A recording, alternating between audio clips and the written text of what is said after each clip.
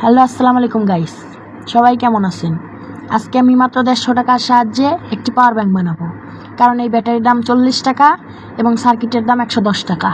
যে কোনো দোকানে গেলে পেয়ে যাবেন। সো চলেন ভিডিও শুরু করা যাক। ফার্স্টে আমরা সোল্ডারিং আয়রন দিয়ে এখানে সোল্ডারিং করে নিব। সো সুন্দর করে সোল্ডারিং করে নেবেন, যাতে এই যে ঝালাই করে নিয়ে নেবেন।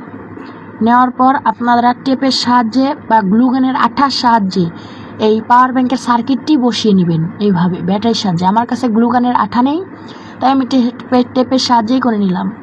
সো টেপের সাহায্যে করার পর আপনারা বিভিন্ন কাজ করতে পারবেন এটা দিয়ে। সো চলেন চেক করে দেখাই আমি।